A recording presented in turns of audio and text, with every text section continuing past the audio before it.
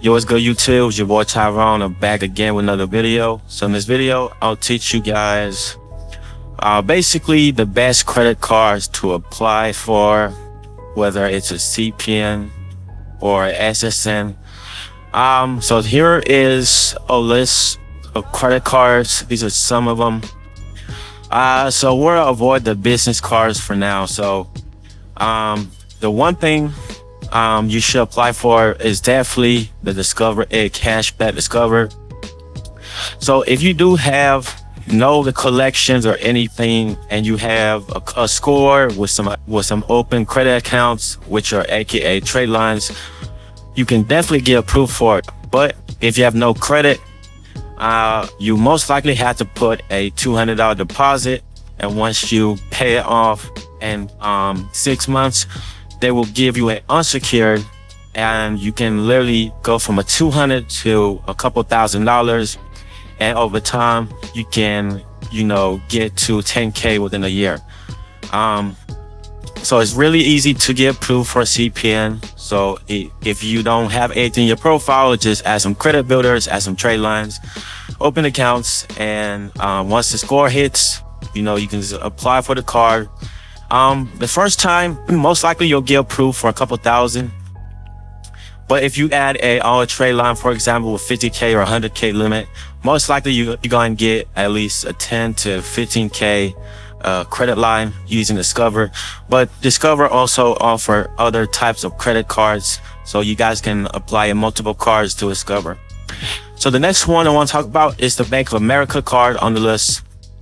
Bank of America, they got the travel rewards, the cashback. They have all types of credit cards. So Bank of America will approve you under CPN, but the CPN has to have good score, no collections, low hard increase, and at least 3 credit builders or trade lines. So I recommend you have at least 3 to 5 accounts on your credit. You could get approved for it too, but if you do have a bank with the CPN or your social, most likely you get approved even with the 600 score.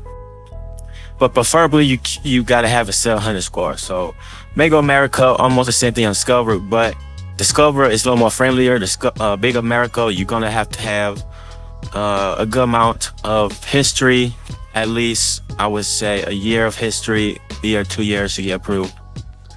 All right, so they also have the student credit card for Discover, and they do have the Citibank. So Citibank's easy CPN approval.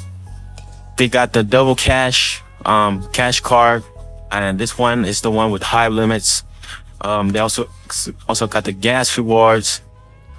This one is actually low limits, so I recommend you go through the double cash. And then you have your Quicksilver card.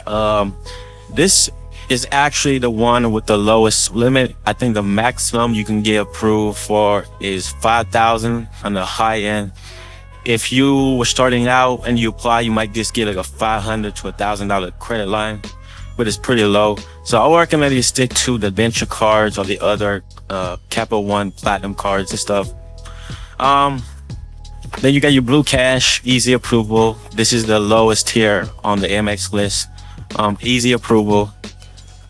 This one, you can have 3 accounts on your credit, or even measure up 2 open accounts, 1 close, or do 2 opens and 2 close to get approved for this. But this is the lowest one. If you guys don't want to apply for it, just apply for the gold card or the platinum, you should be fine. Next is the Chase Business. But honestly, this one, you can just apply for the regular Sapphire card or the Freedom, but those aren't really CPN friendly in my opinion. Those are really just for socials, but the CPNs, you're gonna have to have high credit lines. So I recommend the best way is to add actual trade lines on there. Multiple trade lines, they're really hard to get approved with CPNs, but I could talk about it on the video, but I'm gonna let you guys know. Just stick with Discover, Bank of America, and Citibank. Chase a little harder. So the only way to do is just add trade lines, like high limit trade lines to get approved. So I'm gonna go over another list right here. So you got your US bank secure card with a CPN. This is if you're trying to build up your CPN or credit. And you have your secured MasterCard.